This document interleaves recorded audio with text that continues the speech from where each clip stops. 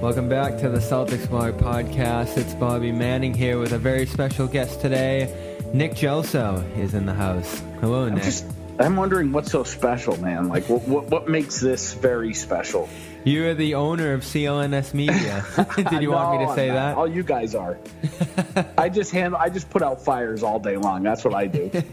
There's a lot to talk about on the CLNS front for another show, but what's happening in Celtics land? Luckily, this time of year, there's not too much going on transactionally, if that's a word. But you know what? But all the players talking, having these platforms to get their voice out there, makes it much easier to discuss things. And JAYLEN Brown had quite a bit to say yesterday, so we're going to get into that. What Cedric Maxwell said this week, as well as lots of videos of Gordon Hayward. Social media has just changed the podcast game, hasn't it? Oh, man, it's changed everything. It's changed blogging, podcasting, how reporters go to market and do their business every day. I mean, it's just social media. Actually, I will put it this way, Bobby. Social media and podcasting has changed the journalism or the journalist industry. I know that doesn't I'm wording that wrong. But the fact that JAYLEN Brown can go on a podcast, speak his mind at 1 p.m. on Tuesday, and at 2 p.m. on Tuesday, it's released. It's just unfathomable, 10 years ago when we started this, So it's changed the whole world, and especially the sports world. Twitter is like, I look at people like they're an alien when they say they're not on Twitter. And they kind of look at me like I'm an alien when I say I'm on Twitter, if they're not sports fans or politics. That's an interesting one, though, because we, the people who are on Twitter, feel like the whole world's on there. But it actually is like a tiny percentage of the world in general that is on there. So, like, our lives are lived through these social media platforms when that's really not how the world works. So that's another interesting discussion in its own right, how that phenomenon works. Yeah, I mean, when I first started in this business, I think I joined Twitter in 2006, and I changed account somewhere around 2008 or 9. Wow, so you were like a day one. I was an early adopter to it, but I couldn't I honestly was on it that long and only really, really started to figure out how to enjoy it probably 2 or 3 years ago. Through you guys. I mean, like, I was on it, but the young guys like you taught me how to use it. Yeah. And it's opened the door to new voices in journalism, like you said, and new audiences, too, with the whole weird Celtics Twitter thing. I look at that, Bobby, and, we're running wild with that, and the guys on the round table are having so much fun, and dude, you're the one who really did it first. I mean, CSN or NBC Boston would do it once in a while, but you really brought everybody together, and, John Zanis said, we're doing that. So thank you. That was great. We got to get you on that show. I mean, you're the one who first put everybody together. With the round table? Nice. Mm-hmm. I guess I'll take credit for that. Yeah, man. Well, even if you didn't do it, take credit. Be like Donald Trump. That's all. That's another thing you can't do on blogging or podcasting at all is go a whole show without mentioning that name, huh? I know, right? And it's like a curse word. I'm from Pennsylvania, and obviously Pennsylvania carried the election. But now, up in Boston for the basketball season, his name is like a curse word. You just don't say his name. It's a beautiful day in Boston. You've been working out. I was sitting out by the pool getting. It's gorgeous today. I got to be honest with you. I got probably about 80 emails to respond. I'm going to rapid fire through that. I just got back from the gym. I'm going to head down, rapid fire through emails, then head down to the pool for a little bit. And hopefully call it a day. Because you know what, Bobby? Pretty soon, I'm going to be back to working 16-hour days again. Yeah. Because TD Garden's going to be cranking out Bruins and Celtics games. Gillette's at full. I mean, we got 3 guys at Gillette at Foxborough today for the first preseason game. Do you like opening night versus the Sixers? How do you feel about that matchup? Love it. I love that they're promoting the rivalry. I mean, I've seen something. I was speaking of Twitter. I've seen some people on Twitter be like, the NBA's ramming this down our throats. Well, that's nothing new, man. I mean, when I was growing up, it was Dr. J, Mo Cheeks, Andrew Toney, Larry Bird, Cedric Maxwell. I mean, that rivalry, think about it this way. The Beat LA chants came from the Celtics-Sixers rivalry. Did you know that? Really? No, I never heard of that. So basically, I'll tell you the story really quick. So I could talk forever about history. But I think it was 82. So 70, or 80, 81, the Celtics came back from 3-1 down, beat them, went to the finals, won the championship. 81, 82, they were down 3-1. They pushed it to a Game 7, and the Sixers finally survived. And Dr. J is going to get to the finals and play the Lakers. And at Boston Garden, instead of booing the loss, the fans got up and started chanting "Beat LA" to the Sixers. That's how much Celtics fans hated the Lakers. They chanted "Beat LA" to root on the Sixers, knowing that they were going to beat the Celtics and go to the finals and play the Lakers, and that's where it all started. People talk about they don't like the superstars being in the finals every year, and people have complained about Warriors, Cavaliers going 3-4 straight years or whatever it did. But we all know we like the tradition. We like the best players being in it, and it's a beautiful thing to have not only the 76ers rivalry back. I remember when the Tatum-Fultz thing went down, that felt like day one of the rivalry actually being back, and everything is just going to stem from that. I wrote about it right after, and it did come to fruition with the playoff series last year.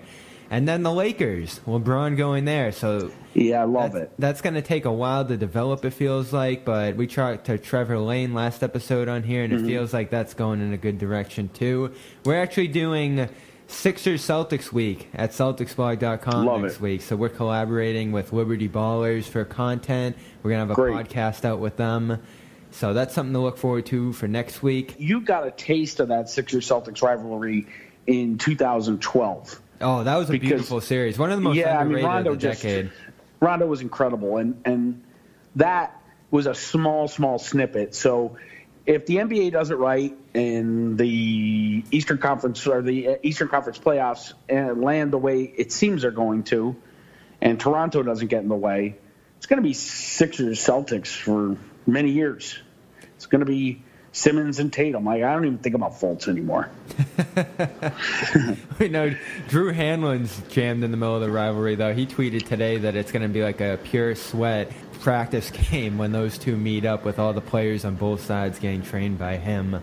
Toronto's in the fold too, though, but this feels like a burn and bust year for them. If they accomplish something, they might be able to keep it together, but if that thing doesn't work, then that team's going to be out of the fold quickly. I don't know. I think Kawhi is so crazy that they could go to the finals, and I think he'd still leave. It's almost like the Kyrie thing. I mean, we could talk about that later, but yeah, can't read these guys easily. You'd think that the winning would draw them back toward these teams, but it's not that easy anymore.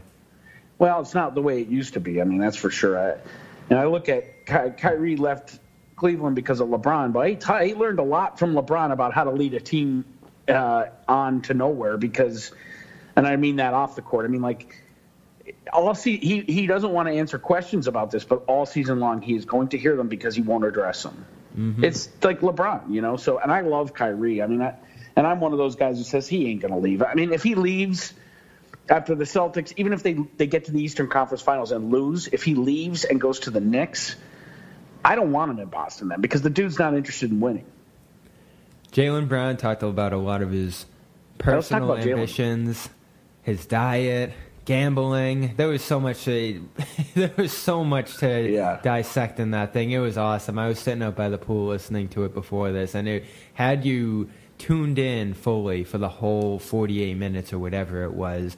The show is interesting. CJ McCollum does a great job with it. Him and Kevin Durant getting into it was so fun a couple weeks ago. And then Jordan Schultz, who I'm a fan of, good guy over at Sports Illustrated, I think he's at. He gets jammed in the middle of it for some reason, I guess, just to have like a media personality in there. And it makes it a little bit awkward. That was the only thing I didn't like about the show, is just how he had to sit there and interject at every turn. Oh, kind of directing traffic, but yeah. JAYLEN, I mean, it's to hear him.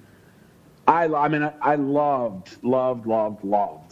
him saying we wanted LeBron to stay in the East. I mean, you can't get much more from a third-year player now. I mean, to have that kind of confidence and to be vocal about it, I love the confidence. I mean, and I love the fact that JAYLEN to me seems like he's somewhat of the opposite of Kyrie, where he's more in the Aaron Baines camp, where it's like, hey, offer me more money, but I'll tell you what, if it ain't a ton, I'm staying with the Celtics. And that's the kind of players the Celtics, Danny Ainge, I think, is grooming with them. And hopefully Kyrie's the same way. But it was good to hear Jaylen talking a little trash. And I think after last year, we could all see that, Jaylen could bag his trash. He can play a good ball. He's a baller. Speaking of Trump and politics, there was some discussion on the shut up and dribble thing that has grown into a massive movement, which is great because that was just such an embarrassing statement. Who said that? Was a Fox News commentator who said that to LeBron. It was, wasn't it Laura Ingraham? Yeah. Yeah. That has moved into a surge of activism from players like LeBron building the high school last week, and they talked about that on the show. And Jaylen says that wants to be his priority going forward. He wants to be active in the community. He's writing a book now. And I wonder how that changes how someone like you who's around the team covers him now individually. Because, when you're around the team after the game, it's basketball questions. It's what do you think of this play, that play. It's always the generic stuff. You know what you're going to get after the games. I think it can really spice up the conversation after games to have, more social discussions after games and stories like that driving the conversation in the locker room after the game. I don't know how much you're going to see it on game day, but I'll tell you what, practice is great for that. The players kind of light up when you ask them non-basketball questions at practice, and that's appropriate because it's, it's not quite as intense as a game. I mean, Gordon early on last year, you asked him anything about gaming, he talked for 15 minutes about it. It was like the same thing with obviously Kyrie with Uncle Drew. So I saw back to Jaylen. I went to the Harvard event that he had, and he was impressive, man. I took away from that. He was certainly very nervous, but one of the things that he really hammered home is like, I tell my friends, it's good to be uncomfortable. It's good to sometimes put yourself out of your comfort zone. And he's right. And for a young guy like that to have that kind of perspective, and for an old guy like me to hold on to something that he said, dude, he's years more mature than he's way more mature than his years, and he's an impressive cat, man. He's a really good. He's as impressive off the court as he is on. And another thing that's impressive about him too, especially for his age, is that he knows what he doesn't know. Someone my age, we like to think we know everything, and they were talking about gambling in particular, and he made it pretty clear he doesn't have like a fully nuanced view of how that would change the league and how that's going to overhaul the NBA system as we know it once that finally comes into fruition. But he brought his experience into it. CJ McCollum talked about the gambling on the planes, which the big three obviously did a lot. Pretty often during their days in Well, you Boston. heard that story from Max on Celtics Beat. That was great. With Pierce and Garnett, and Pierce is bragging about winning $5,000 or $6,000 playing against Garnett, and it was just great stuff, fun stuff. Those guys played cards all the time. Yeah, that's its own thing. But when we're talking about gambling in particular, the actual system of betting on games is coming to the league within the next few years, it feels like. And the NBA, from what I hear, wants like a 1% to 2% cut of it. So that's probably going to add to the salary cap in some way down the line. And it's just going to change everything.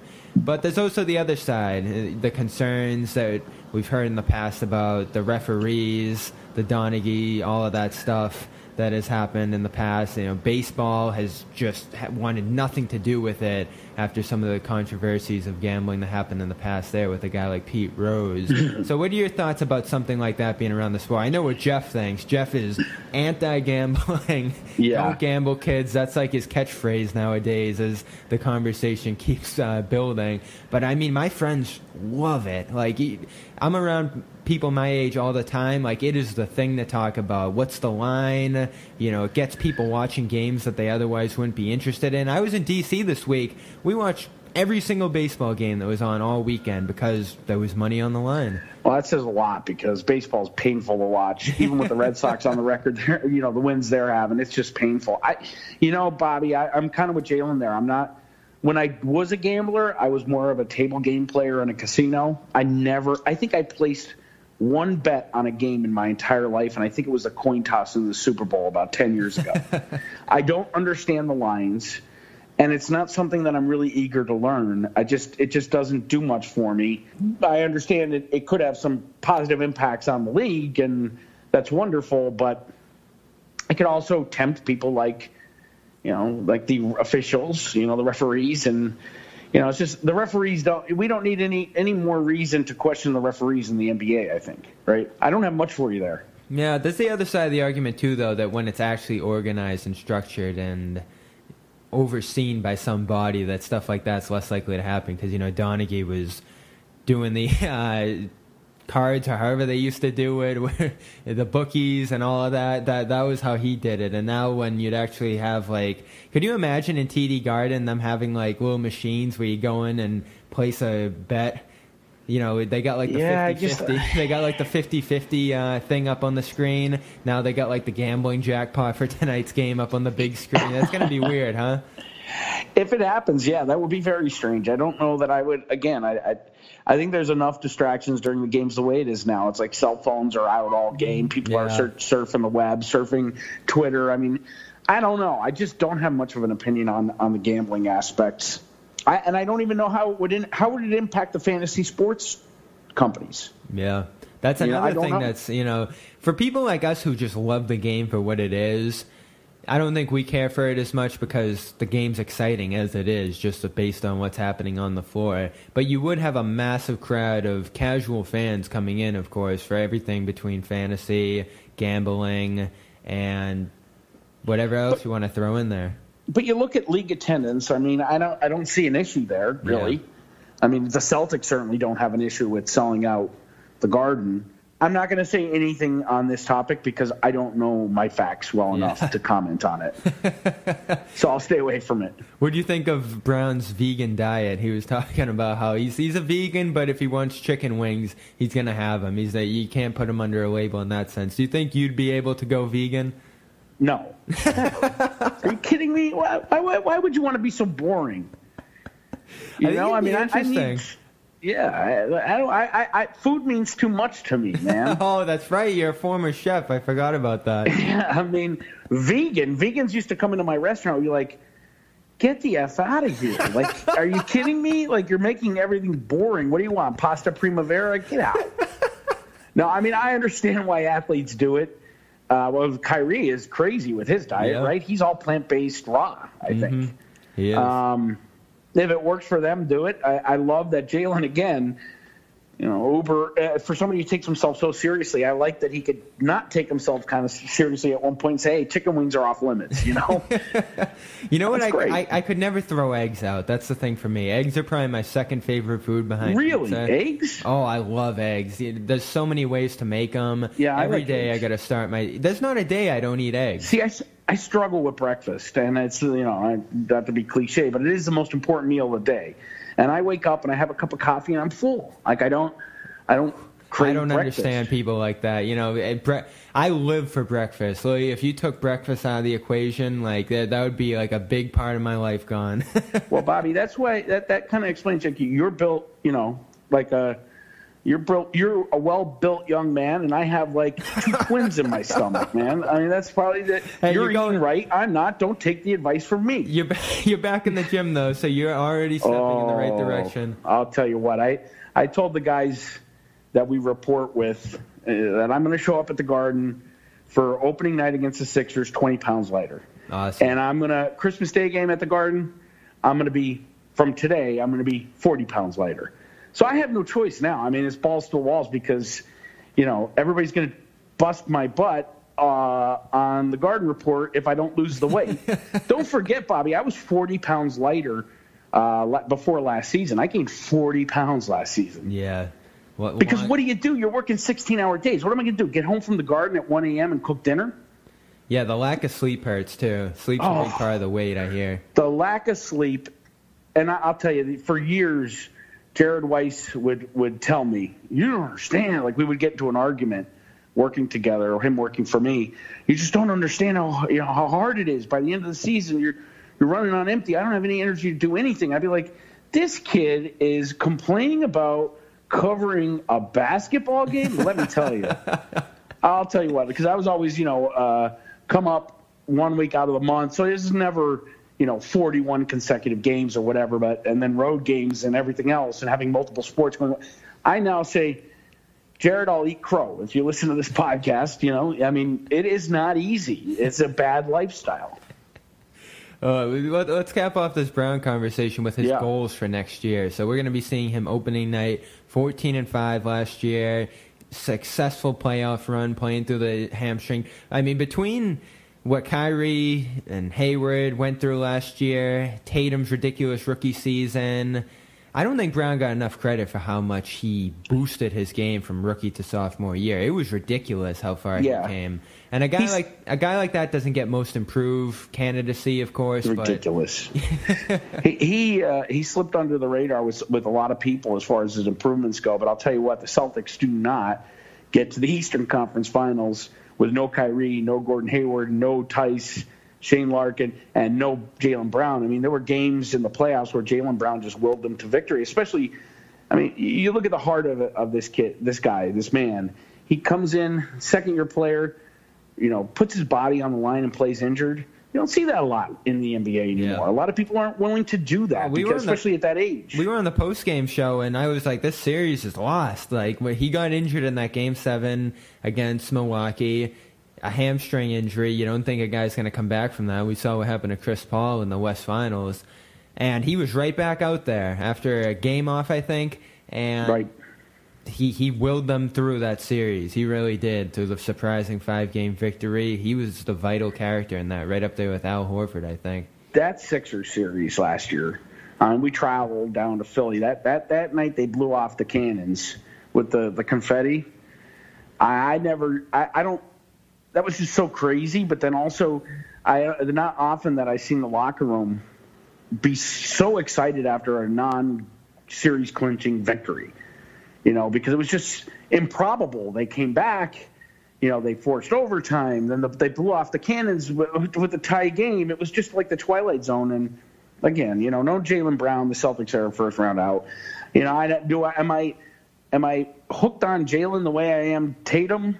No. I mean, it's almost becoming cliche. Yeah, I'll give up Jaylen, but I ain't touching Jason. Yeah. Right? But it's true. I'm for the right character, I would give up.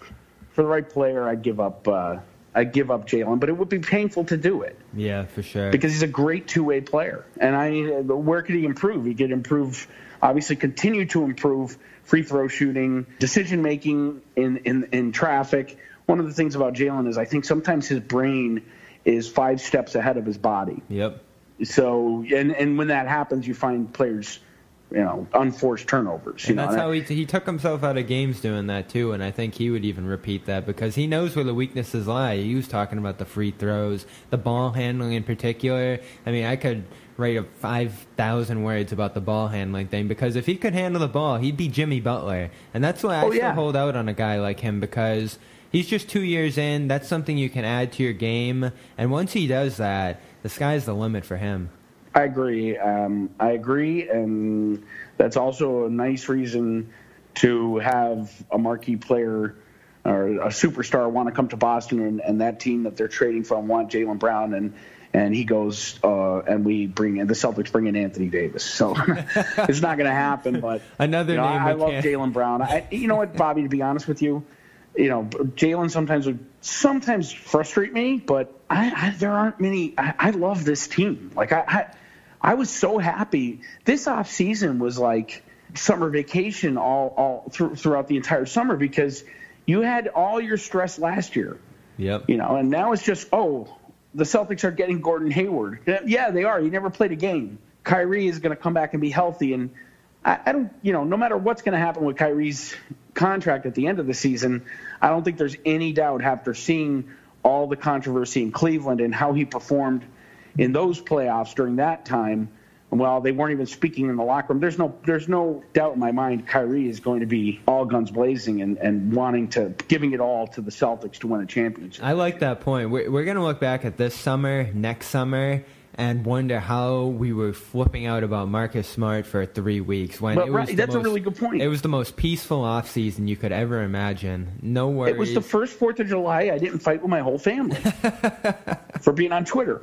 Yeah, 2 years ago, a year ago, whatever it was now, on the July 4th when Hayward signed. Remember, he backed out. Well, wait a minute, Bobby.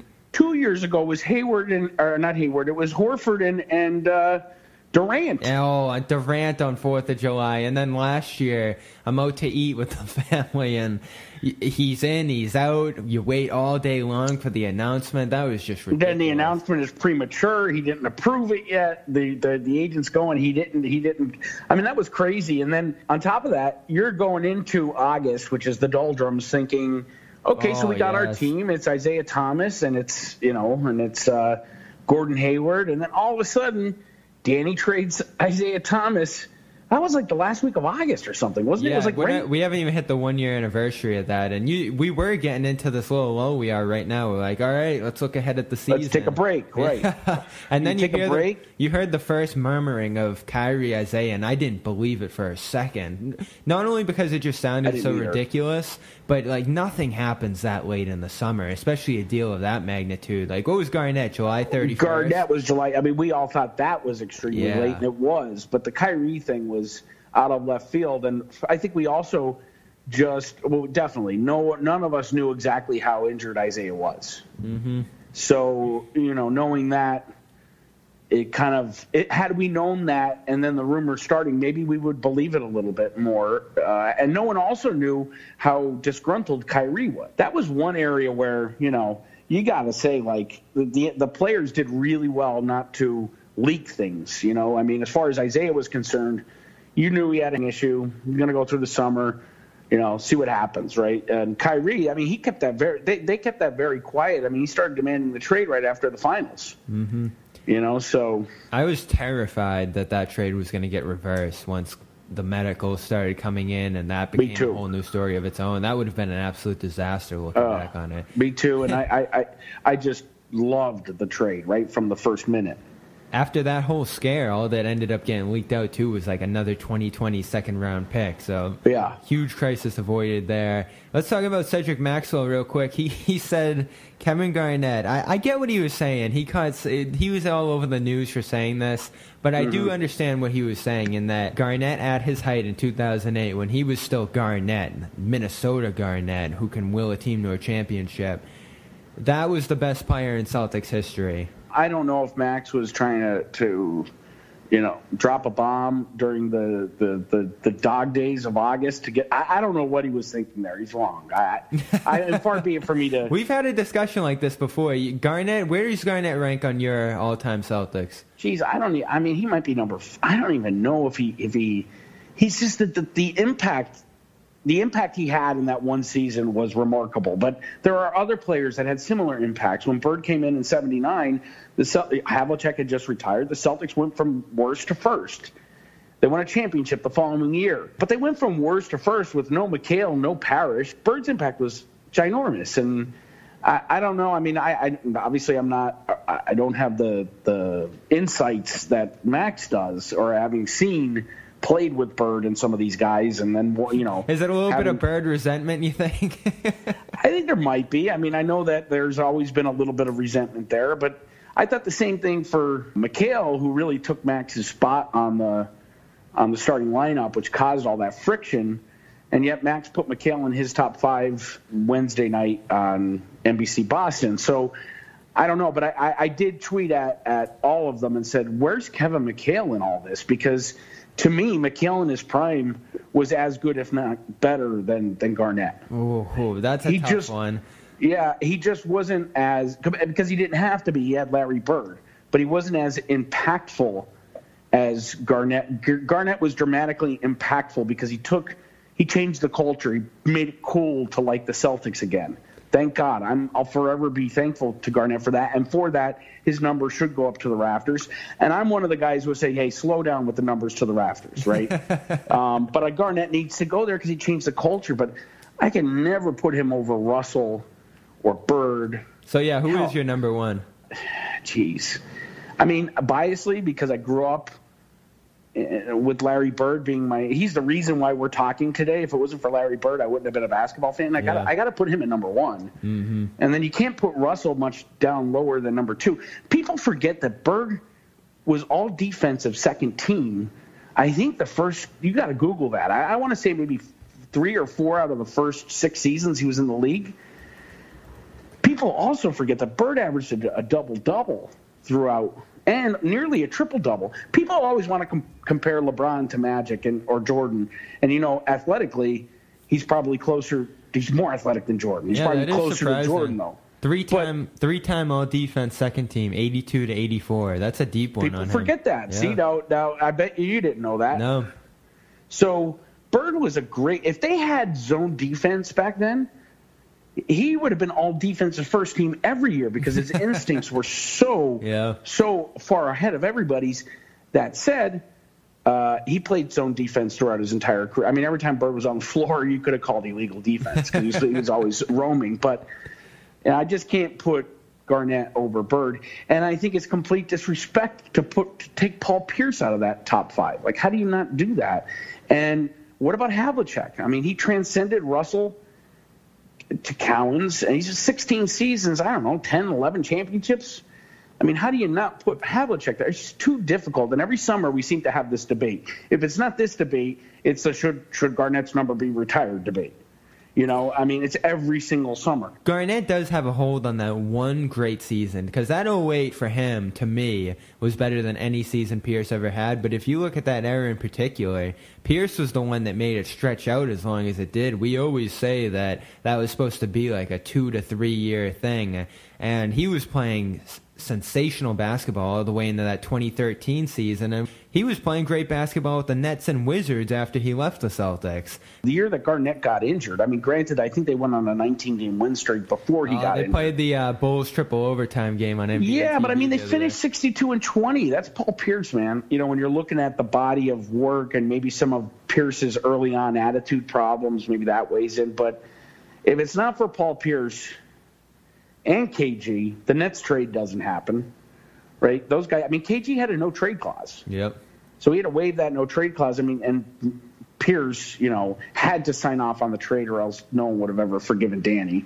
So I don't know. I mean, and then there's so many, Bobby. There's Sam Jones. I mean, what about Sam Jones? What about Kuzi? Whose birthday is today. 90 years old today. I mean, but Kuzi, and you look at Kuzi as kind of like a Russell-type player. If there was no Kuzi, there'd be no Russell. Mm-hmm. Because Kuzi was the one who pushed the fast break. Bill Russell is the one that got the rebounds to run the fast break. But if it wasn't for Bob Cousy, no one's running that fast break, and the fast break's never invented. Mm-hmm. It's just such a difficult – I think taking the time that Garnett was healthy in Boston, it just negates his having him in the top 5. Like, Robert Parrish played 15, 16 years. I mean, there's so many guys. There's DJ. I wouldn't put DJ over Garnett, but McHale. There's just so many guys. There's so many guys. Garnett deserves a lot of respect, though, and it is tough conversation because there's the allure, there's the statistics, there's the championship discussion, too, how important the value of that singular championship is. There's so many different factors that come into play here. And even something as small as waiving that no-trade clause plays into it, too, that was huge. I think. Yeah. I mean, and if you remember, and I was one of the guys who didn't have the foresight to say, this is a great trade. I was one of those guys saying, KG, please don't waive the trade clause. Right? I just didn't want the big 3 year. That is amazing, though, because what did we expect out of 13-14, really, looking back on it? Like, even if they did run it back, what were we expecting to happen? If they didn't get traded? Yeah. I don't know. It just seemed like that. It seemed like almost like today's roster. It just seemed like that team could never be counted out. Yeah. As old as they were, they always seemed like Pierce was always pulling a trick out of his hat. Garnett was just Garnett. I mean, he was so. But what would have happened? They would have been a 500 team and gotten booted in the second round. Yeah, even the first. They got kicked out in the first round. That's pathetic, yeah. But that's because Rondo got injured. Yeah, true. Before we go, Gordon Hayward's on video looking more active, doing the side-to-side movement. That was really nice seeing him in the Instagram video doing those side-to-side direction things because that's what he really needs to get back. Yep, and the lateral. We're pulling up on training camp now. it's slow and steady has been the approach to the comeback the whole time, which I think we all enjoy at this point. Remember, we thought he was going to be back in March, and he's just starting to do side-to-side movement in August. That was kind of ridiculous. Really, really comical during the press conferences. It almost became a joke when the media would ask Stevens about the possibility of Hayward coming back. I remember, I think in the first round maybe against the Bucks, he was like, "Yep, he's starting tonight." Like, it was at that point, it was just like he was just messing with the media. They really should have done so. They never would have done this. But imagine if they put him as questionable for a game. Oh my God! The headlines would have blown up Twitter. Twitter would have shut down. For sure. I mean, I don't know what to expect from Hayward other than that they will probably monitor his minutes very closely. I think you can look at, and Celtics fans need to be prepared for, maybe a bit of a stumble out of the gate. I mean, they got the Sixers opening night, and then I think Toronto the next night. It's like right around there, isn't it? Do you expect there to be some limitation, maybe have him taken off early back-to-back? I think there will be for him and Kyrie and Al regardless. There's no question that Stevens, his job got a million times harder this year just because of the attitude, the egos, and the amount of touches everybody has to get. But he is so situated to rest Kyrie, to rest Gordon, even to rest Al, because the bench is never – I don't ever remember – and I'm going back to Bill Walton in the 80s. I don't ever remember the bench being this deep. Mm-hmm. Never. And no Hayward injury. The bench may not have been that – and no Kyrie injury. The bench may not have been that deep because then maybe Jaylen, Jason, and Terry don't grow the way they did. I don't know if he'll get into peak form this season, but if he does, it's going to be after the All-Star break. Mm-hmm. And I also, I really, whenever a team is reintegrating stars after injuries, they always seem to stumble a little bit.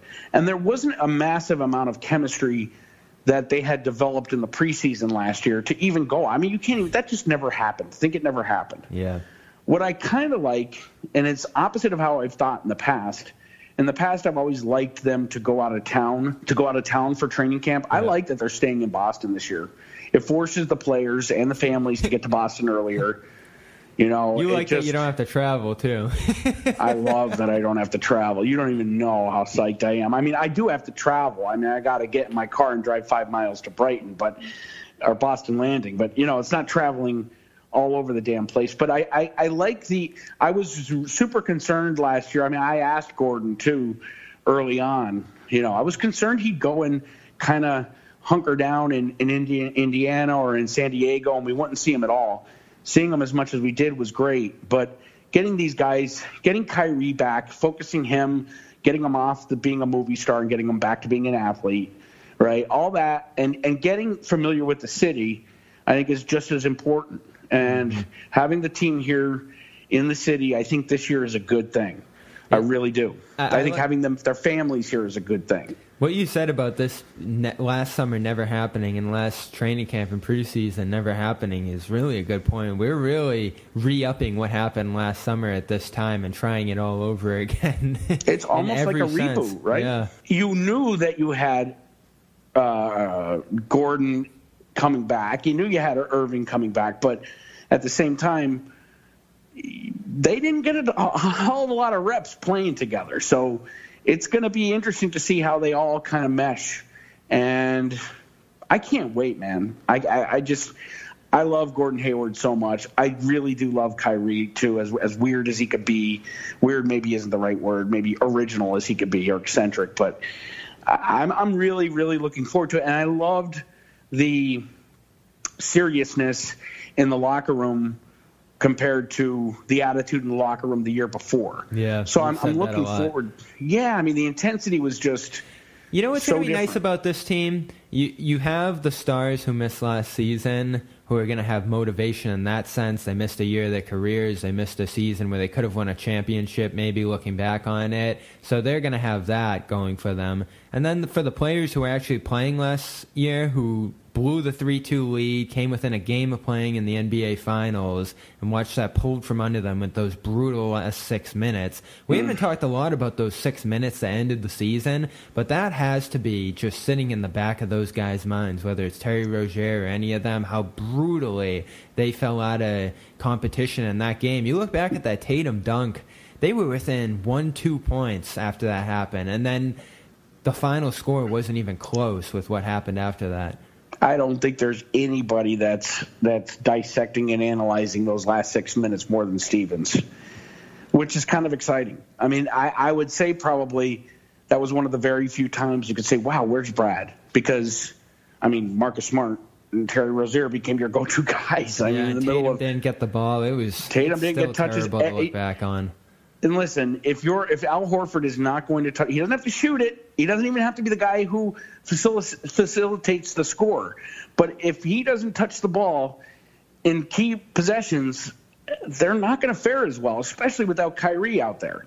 And Al shrunk again. I mean, I'm not saying that it's Al's fault. I think to a certain extent it's Brad's fault for not calling Al's number. So I don't know if the game just got ahead of them, but I will tell you, as a media guy, not – I'm still a fan, but not necessarily like trying to position myself as not being a fan as an analyst after the games.